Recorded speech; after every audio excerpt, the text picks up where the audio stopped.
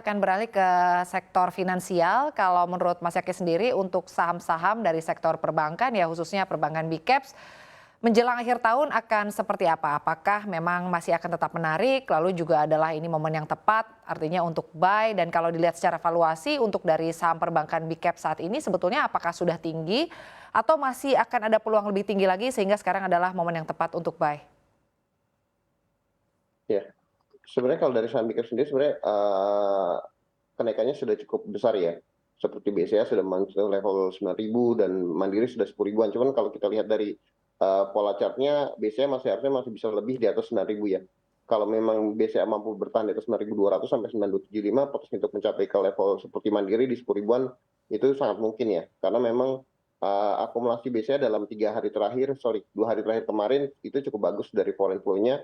Dan kalau kita lihat juga akumulasi BCA waktu kemarin di level 8.000-an juga foreign-nya masih cukup tinggi. Jadi harusnya potensi untuk BCA balik bisa naik terus ke area 9.300 sampai 10.000 itu masih mungkin terjadi ya. Dan kalau kita lihat untuk yang dari BUMN-nya saya lebih cenderung senang melihat pergerakan BBRI ya karena masih cenderung laggard dibandingkan BNI dan Mandiri. Jadi harusnya untuk mencari potensi upside yang lebih besar BRI lebih menarik sih.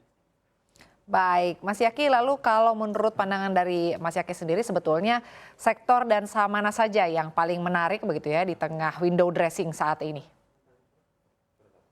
Ya, kalau kita lihat data di 2021 sampai 2022 kemarin, Winters January Effect 2021-2022, dominannya masih dari sektor energi, itu finansial, banking, dan healthcare ya. Jadi, dan satu lagi transportasi mungkin ya, kalau memang bisa diperhatikan. Jadi sebenarnya mungkin kita lebih fokus ke energi dan keuangan ya, karena kalau dari energi juga itu akan related ke transportasi dalam artian ini shipping company ya, perkapalan. Karena memang bagaimanapun juga ketika kenaikan harga komoditas, emiten-emiten seperti perkapalan itu juga pasti akan kita kinerjanya akan ikut membaik ya, karena memang kontrak untuk pengiriman pengapalannya juga akan lebih tinggi.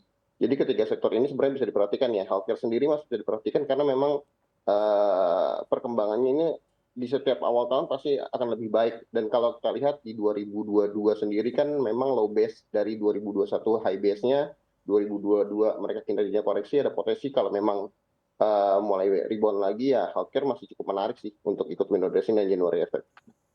Baik, Mas Yaki, lalu jelang akhir tahun ini kan biasanya kalau saham-saham dari retail dan juga consumer ini pergerakannya cukup menarik ya. Untuk di tahun 2022 ini di era pemulihan dampaknya ke sektor consumer akan seperti apa, Mas Yaki?